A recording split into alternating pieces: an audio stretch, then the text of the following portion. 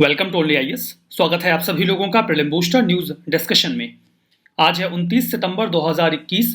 तो आइए देख लेते हैं कि ऐसे कौन से इंपॉर्टेंट आर्टिकल्स हैं जो आज हम कवर करने वाले हैं। हमारा फर्स्ट आर्टिकल काफ़ी इंपॉर्टेंट टॉपिक पर है, right to get aid from government, मतलब सरकार से मदद पाने का अधिकार। एक मुद्दा काफ़ी लंबे समय से चल रहा था सुप्रीम कोर्ट में। वेरियस एंटिटीज़ का ये मानना था कि सरकार को उन्हें मदद देनी ही चाहिए और it is a kind of fundamental right for them. Supreme court ने यहाँ पर बिल्कुल क्लियर कह दिया कि सरकार से एड पाना ये किसी भी एंटिटी का फंडामेंटल राइट नहीं हो सकता। ये तो पॉलिसी मैटर है। अगर सरकार को लगता है कि वो किसी को एड दे सकते हैं तो देंगे, अगर उन्हें नहीं लगता कि वो नहीं दे सकते तो नहीं देंगे। कोई ये नहीं कह सकता कि नहीं आपको हमको एड देना ही पड़ेगा।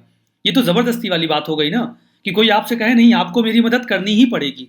मदद तो वो करना चाहे सामने वाला व्यक्ति करे, ना करना चाहे तो ना करे। तो किसी भी इंस्टीट्यूशन का ये राइट नहीं हो सकता, चाहे वो किसी मेजोरिटी कम्युनिटी के द्वारा रन किया जा रहा हो या फिर माइनॉरिटी कम्युनिटी के द्वारा, कि वो सरकार से ये कहे कि आप हमको एड दीजिए ही दीजिए क्योंकि ये हमारा फंडामेंटल राइट है। ये उनका फंडामेंटल राइट नहीं है। इक्वली जब भी सरकार एड देती है तो कुछ टर्म्स एंड कंडीशंस इंपोज करती है, वो इक्वली एप्लीकेबल होंगे। अगर आप उनको फॉलो नहीं करते हैं तो भी आप एड अवेल करने का हक नहीं रखते। यद्यपि यहाँ पर डिस्क्रिमिनेशन नहीं किया जाना चाहिए। रीजन की बात करें तो देखिए, गवर्नमेंट का एड देने का जो भी मैकेनिज्म होता है एक पॉलिसी डिसीजन होता है। इसके पीछे कई सारे फैक्टर्स वर्क करते हैं, जैसे इंस्टीट्यूशन किस दिशा में काम कर रहा है और सरकार उस स्थिति में है या नहीं है कि वो गवर्नमेंट जो इंस्टीट्यूशन है उनको एड दे सके। फाइनेंशियल कंस्ट्रेंट्स रहते हैं, डेफिशिएंसी रहती है और भी कई सारे फैक्टर्स संज्ञान में लेने होते हैं जब भी सरकार ये डिसाइड करती है कि उन्हें ग्रांट देना है या नहीं देना है, और देना है तो किस तरीके से देना है। तो ये उनका कंप्लीट पॉलिसी मैटर होगा, इसमें कोई जबरदस्ती का क्लेम नहीं चलेगा। एड के विड्रॉल की बात करते हैं। देखिए, सरकार किसी एंटिटी को मान लीजिए एक सर्टेन टाइम तक अपनी तरफ से मदद देती रही है, लेकिन कुछ समय बाद उसे ऐसा लगता है कि वो मदद नहीं दे सकते, तो मदद को बंद कर देते हैं, मतलब एड को विड्रॉ कर लेते हैं। अब यहाँ पर कोई ये नहीं कह सकता कि आप हमको मदद दे रहे थे, अब हमको दे क्यों नहीं रहे हैं। नहीं, ये पॉलिसी डिसीजन है। वो नहीं देना चाहते, नहीं कैपेबल हैं तो नहीं देंगे। इंस्टीट्यूशन चाहे तो जो भी कंडीशंस हैं अगर वो उनके साथ कंप्लाई नहीं करना चाहें तो मत करिए।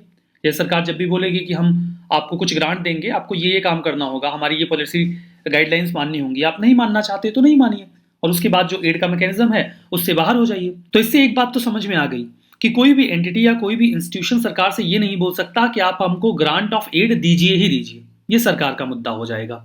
देखिए, एड देने को लेकर कुछ कॉन्स्टिट्यूशनल प्रोविजंस हैं। स्पेसिफिकली यहाँ पर हम माइनॉरिटी कम्युनिटीज की बात कर रहे हैं। आर्टिकल 30 का क्लॉज 1 ये बोलता है कि कोई भी माइनॉरिटी है, चाहे वो रिलीजियस हो या फिर लिंग्विस्टिक हो।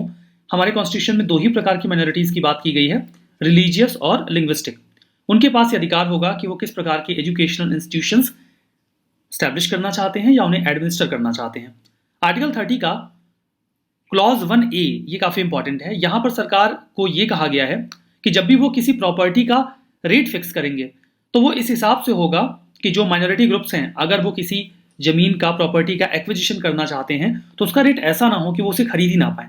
मतलब एक और तो आप कहते हो कि हम डिस्क्रिमिनेशन नहीं कर रहे हैं, रेट ही ऐसा रख दो कि वो ले ही ना पाए। ऐसा आप नहीं कर सकते। रेट ऐसा होना चाहिए कि वो उसे अफोर्ड कर सकें, अवील कर सकें। आर्टिकल 30 का क्लॉज 2 है। इसमें यह कहा गया है कि सरकार डिस्क्रिमिनेट नहीं करेगी किसी भी एजुकेशनल इंस्टीट्यूशन के बीच में, अगर वो कोई भी मदद दे रहे हैं, या वो माइनॉरिटी का हो या फिर मेजोरिटी का हो। माइनॉरिटीज में हम बात कर रहे हैं रिलीजियस और लिंग्विस्टिक माइनॉरिटी की। तो एड देते वक्त किसी प्रकार का डिस्क्रिमिनेशन नहीं किया जाएगा। मतलब ऊपर की जो बात है वो तो एप्लीकेबल है, लेकिन इसे तो नजरअंदाज नहीं कर सकते ना। आपका एड लेने का फंडामेंटल राइट नहीं है, लेकिन अगर किसी को मिल रहा है तो आपको भी मिलेगा, आपके साथ डिस्क्रिमिनेशन नहीं होगा। ठीक है। देखिए, यूपीएससी कुछ बहुत ही फंडामेंटल्स पे कई बार प्रश्न पूछती है, जैसे कि ये पूछा गया था, राइट की बात कर रहे हैं ना, राइट टू अवेल एड। यहाँ पर राइट टू वोट पे प्रश्न पूछा गया था प्रीलिम्स 2017 में कि है क्या ये, फंडामेंटल राइट है, नेचुरल राइट है, कॉन्स्टिट्यूशनल राइट है, लीगल राइट है। लोगों को बड़ी कंफ्यूजन हो गई थी। कई सारे लोग क्लेम कर रहे थे कि लीगल राइट होगा, कुछ लोगों ने बोला कॉन्स्टिट्यूशनल राइट होगा, बट इसका जो सही जवाब था that was C, right to vote एक कॉन्स्टिट्यूशनल राइट है, क्योंकि इसके सीधे सीधे प्रावधान हमारे संविधान में किए गए हैं। हमारा नेक्स्ट आर्टिकल आकाश प्राइम मिसाइल के बारे में है। तो अमेजॉन प्राइम के बाद हमारे पास है आकाश प्राइम। ये आकाश मिसाइल का एक नया वर्जन है जिसे डीआरडीओ ने अभी हाल ही में टेस्ट किया है। ये एक मीडियम रेंज की मिसाइल है। प्लस याद रखने वाली बात यह है कि ये सरफेस टू एयर है। सरफेस टू एयर का मतलब साफ है, जमीन से हवा में मार करेगी। सैम आप इसे शॉर्ट में बोल सकते हो। डीआरडीओ ने इसे डेवलप किया है, लेकिन इसे प्रोड्यूस करेगा भारत डायनेमिक्स लिमिटेड। इसके पहले जो हम यूज कर रहे हैं मीडियम रेंज की मिसाइल जो सरफेस टू एयर में आती है, वो है रशिया का 2K12 KUB। इसे SA-6 गेनफुल के नाम से भी पुकारा जाता है। अगर हमारा ये surface to air missile Akash prime बढ़िया काम करेगा तो ये वाला हम रिप्लेस कर देंगे, इसको अब यूज नहीं करेंगे। फीचर्स की बात करें तो यहाँ पर हमने एक home grown radio frequency Sikar install किया है, हमारा अपना खुद का डेवलप किया हुआ है। इसकी एक्यूरेसी अच्छी रहेगी, ये टारगेट को बढ़िया से इंटरसेप्ट करेगा। इसे हम टैंक से भी फायर कर सकते हैं, कोई व्हील्ड ट्रक होगा जो मूव कर सकता है, उससे भी हम किसी एरियल टारगेट के ऊपर हमला कर सकते हैं। अगर आप किसी मिसाइल को आसानी से मूव कर सकते हैं तो उसकी इफिशियंसी ऑब्वियसली बहुत बढ़ जाती है। कुछ और भी इंप्रूवमेंट इसमें किए गए हैं जिसकी वजह से ये और ज़्यादा रिलायबल परफॉर्मेंस दे सकता है लो टेम्परेचर वाले इन्वायरमेंट में भी। हमें पता है कि हम चाइना और पाकिस्तान के बॉर्डर पे बहुत ही लो टेम्परेचर में वॉरफेयर की कंडीशन में रहते हैं। इस स्थिति में जब भी कोई मिसाइल वगैरह डेवलप की जाती है तो इस बात का ध्यान रखा जाता है कि वो लो टेम्परेचर के इन्वायरमेंट में अच्छे से काम कर सके, क्योंकि हमारे जो दो सबसे बड़े राइवल हैं उनके साथ हमें हिमालयन रीजन में वॉरफेयर की कंडीशन में रहना पड़ता है। सिग्निफिकेंस की बात करें तो ये हमारे सोल्जर्स के कॉन्फिडेंस को बूस्ट करेगा, चाहे आर्मी हो एयरफोर्स हो, वो ज़्यादा कैपेबल फील करेंगे। ध्यान दीजिएगा कि DRDO ने भी कुछ समय पहले आकाश NG मिसाइल को भी टेस्ट किया था। NG यहाँ स्टैंड करता है न्यू जनरेशन के बारे में। देखिए वैसे इसके बारे में जो अप्रूवल था वो तो 2016 में ही मिल गया था, अभी इसे टेस्ट किया गया। तो आकाश प्राइम और आकाश NG यानी कि न्यू जनरेशन, ये दोनों ही आकाश मिसाइल के नए वेरिएंट हैं जो कि पहले की तुलना में ज़्यादा स्ट्रॉन्ग हैं। आकाश मिसाइल की बात करें तो ये पहला indigenously produced medium range surface to air missile था इंडिया के लिए। फॉर द फर्स्ट टाइम हमने ऐसी मिसाइल डेवलप की थी। हमारा next article PMFME scheme seed capital module के बारे में है। सबसे पहले तो इसका फुल फॉर्म क्या है? इसका फुल फॉर्म है प्रधानमंत्री formalisation of micro food processing enterprise. अब यहां पर समझिए कि जो फूड प्रोसेसिंग इंडस्ट्रीज होती हैं, जो पेरिशेबल फूड्स को लंबे समय तक चलने वाले किसी प्रोडक्ट में कन्वर्ट कर देते हैं। अब इसमें छोटे भी एंटरप्राइज होते हैं तो उन्हें माइक्रो एंटरप्राइज आप बोल सकते हैं। इन्हें फॉर्मलाइज करने की बात चल रही है, मतलब इनका सेटअप ऐसा हो, 20 से ज़्यादा लोग काम कर रहे हों, उनका सेटअप बिल्कुल फिक्स हो, वो खुद को रजिस्टर कर लें। तो ऐसी एंटिटीज़ को फॉर्मलाइज करने के लिए ये स्कीम लॉन्च की गई थी। ये स्कीम ऑलरेडी रन कर रही है। अभी इसका सीड कैपिटल मॉड्यूल लॉन्च किया गया है। सीड कैपिटल ऐसे कैपिटल को कहा जाता है जिस कैपिटल के साथ किसी एंटिटी की शुरुआत होती है। लाइक अगर आप किसी कंपनी को शुरू करना चाहते हैं और आपको शुरू में चाहिए 5 लाख रुपए, तो ये 5 लाख रुपए आपके लिए सीड कैपिटल होंगे। Ministry of food processing industries ने ministry of housing and urban affairs के साथ मिलकर इस सीड कैपिटल मॉड्यूल को लॉन्च किया है। इसे लॉन्च किया गया है दीनदयाल अंत्योदय योजना नेशनल अर्बन लाइवलीहुड मिशन का जो पोर्टल है MIS पोर्टल, इसी पोर्टल पर इस मॉड्यूल को लॉन्च किया गया।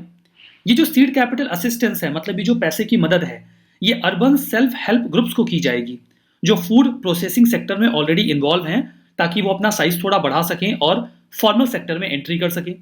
सीड कैपिटल का जो पूरा मैकेनिज्म ऑप्ट किया गया है उसमें 40,000 रुपए एक सेल्फ हेल्प ग्रुप के मेंबर को देने की बात की गई है। मतलब एक मेंबर के लिए ये अमाउंट है तो ठीक ठाक है।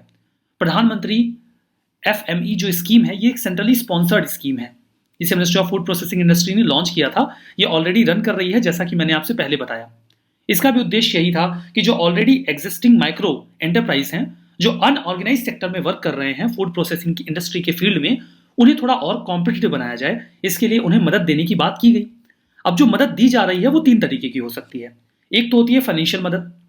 इसके लिए 10,000 करोड़ का एक आउटले तैयार किया गया है। ये जो पैसा खर्च किया जाएगा ये 5 सालों में खर्च किया जाएगा, 2020-21 से लेकर 24-25 के बीच में। और ये कहा गया है कि लगभग 2 lakh micro food processing units को मदद मिलेगी। दूसरा होता है टेक्निकल असिस्टेंस। जब आप फूड प्रोसेसिंग इंडस्ट्री में जाते हैं तो कई सारे इक्विपमेंट रिक्वायर्ड होते हैं, वो कौन से हैं, कैसे काम करते हैं, ये मदद सरकार की ओर से मिल जाएगी। और तीसरा होता है बिजनेस सपोर्ट। आपने प्रोडक्ट तैयार कर लिया, उसकी मार्केटिंग करना, उसकी ब्रांडिंग करना, ये भी बड़ा काम होता है। और मार्केट लिंक अवेल करना, इसमें भी जो सरकार है वो मदद करेगी। क्या होगा फायदा इस स्कीम का? 40,000 रुपए सेल्फ हेल्प ग्रुप के एक मेंबर को कैपिटल असिस्टेंस मिल जाएगा। ये क्रेडिट लिंक्ड सब्सिडी की भी बात करता है। लाइक आप जो भी इन्वेस्टमेंट कर रहे हैं उसका 35% आप लोन ले सकते हो, और वो लोन जो लोगे उस पर जो आप ब्याज दोगे उसमें सरकार आपको सब्सिडी दे देगी। लेकिन ये 35% अमाउंट 10 लाख के ऊपर नहीं होना चाहिए, ये 10 लाख का कैप है। तो हैंड होल्डिंग सपोर्ट भी दिया जाएगा डिटेल्ड प्रोजेक्ट रिपोर्ट बनाने के लिए। जब भी आप कोई नया काम स्टार्ट करते हैं और सरकार से असिस्टेंस की उम्मीद करते हैं तो आपको एक प्रॉपर प्रोजेक्ट रिपोर्ट तैयार करनी होती है जो डिटेल्ड हो, विस्तार से हो, तो उसे DPR कहा जाता है। ये कैसे बनेगा, इसमें भी सरकार मदद करेगी। कैपेसिटी बिल्डिंग और ट्रेनिंग सपोर्ट भी दिया जाएगा सरकार की ओर से। होपफुली आपको ये स्कीम समझ में आई। हमारा next article United Nations general assembly के बारे में है, काफ़ी ज़्यादा न्यूज़ में है। इसका 76वां सेशन अभी हुआ था, हमारे प्राइम मिनिस्टर ने एड्रेस किया इस सेशन को। क्या है ये? जनरल असेंबली यूनाइटेड नेशंस का एक बहुत ही महत्वपूर्ण हिस्सा है, जहां पर जो इंपॉर्टेंट डेलिबरेटिव पॉलिसी मेकिंग काम होते हैं, जो भी देश हैं वो अपने रिप्रेजेंटेटिव यहाँ पर भेजते हैं, जो 193 देश हैं। तो सभी 193 देश यहाँ पे अपना रिप्रेजेंटेशन अवेल करते हैं। जैसे जो सिक्योरिटी काउंसिल है वहाँ पे तो 15 मेंबर ही होते हैं, बट यहाँ पे 193 सारे होते हैं। अब यहाँ पर हर साल सितंबर के महीने में सभी लोगों की मीटिंग होती है जनरल असेंबली के हॉल में। ये हॉल है न्यूयॉर्क में। यहाँ पर जनरल डिबेट होती है, जो भी हेड्स हैं वो अटेंड करते हैं मीटिंग को, और पॉलिसी डिसीजंस भी लिए जाते हैं। डिसीजन जो भी लिए जाते हैं उसके लिए वोटिंग होती है। अगर कोई बहुत इंपॉर्टेंट क्वेश्चन है, जैसे कि सिक्योरिटी से जुड़ा हुआ, किसी नए मेंबर को एंट्री देनी है, बजट से रिलेटेड कोई बात है, तो ऐसे मुद्दे जनरल असेंबली में 2/3 की मेजोरिटी से पास किए जाते हैं। बाकी जो जनरल कामकाज होता है वो सिंपल मेजोरिटी से होता है। जनरल असेंबली का जो प्रेसिडेंट होते हैं वो 1 साल के लिए चुने जाते हैं। 1 साल का उनका टर्म होता है। अभी हाल ही में मालदीव्स के फॉरेन मिनिस्टर अब्दुल्ला शाहिद ये 2021-22 के लिए प्रेसिडेंट चुने गए। मैं आपको बता दूं कि अब्दुल्ला शाहिद की जो प्रेसिडेंसी थी इसको इंडिया ने बैक किया था, और ये हमारे फेवर में भी है। हमारा नेक्स्ट आर्टिकल मेघ ईए इनिशिएटिव के बारे में है। इसका फुल फॉर्म है मेघालय एंटरप्राइज आर्किटेक्चर। मेघालय के चीफ मिनिस्टर और union information and technology minister ने ज्वाइंटली मेघ ईए लॉन्च किया। सबसे पहले तो मैं आपको बता देता हूं कि एंटरप्राइज आर्किटेक्चर का मतलब क्या होता है। किसी भी एंटरप्राइज में कई सारी चीजें वर्क करती हैं, जैसे कि उनका प्रोडक्शन मॉड्यूल हो सकता है, मार्केटिंग मॉड्यूल हो सकता है, जो आउटपुट मॉड्यूल है, इन सबको आपस में लिंक करने की आवश्यकता होती है। और जो लिंकिंग होती है यही एक एंटिटी को स्ट्रक्चर्ड मैकेनिज्म प्रोवाइड करवाती है। तो इन सभी चीजों को लिंक करके उसे एक यूनिट के रूप में कन्वर्ट करना, इसे एंटरप्राइज आर्किटेक्चर कहा जाता है। एंटरप्राइज आर्किटेक्चर गवर्नमेंट अपने मैकेनिज्म में भी लगाती है ताकि वो बेहतर गवर्नमेंट सर्विसेज की डिलीवरी कर सके। तो अभी देखिए, इसके पहले मैं आपको बैकग्राउंड में बता देता हूं कि यूनाइटेड नेशंस का ई गवर्नेंस सर्वे हुआ था। उसमें उन्होंने इंडिकेट किया कि जो सरकारें हैं उन्हें पॉलिसी इंटीग्रेशन ऑप्ट करना चाहिए। पॉलिसी इंटीग्रेशन का मतलब समझ रहे हैं? जो सरकार के अलग अलग डिपार्टमेंट, अलग अलग एंटिटीज, अलग अलग इनिशिएटिव्स या पॉलिसीज बनाते हैं, वो लोगों के लिए कई बार बहुत कम्बरसम होते हैं और अनएक्सेसिबल होते हैं। तो उन्हें, सरकारों को उसे इस तरीके से इंटीग्रेट करना चाहिए। इसके लिए वो चाहे तो बिग डेटा एनालिटिक्स का इस्तेमाल कर सकते हैं कि कैसे इंडिकेट किया जाए ताकि गवर्नमेंट, जो सिटीजन्स हैं, वो गवर्नेंस को और बेहतर तरीके से एक्सेस कर सके। सरकार ने जब यूएन ई गवर्नेंस के सर्वे को एनालाइज किया तो उन्होंने सोचा कि हम भी कुछ करते हैं। तो सरकार ने इस संबंध में एक वर्किंग ग्रुप बनाया। वर्किंग ग्रुप को हेड किया जा रहा था जे सत्यनारायण जी के द्वारा। इन्होंने रिकमेंडेशन देकर इंडिया एंटरप्राइज आर्किटेक्चर यानी कि इंड ईए फ्रेमवर्क तैयार किया।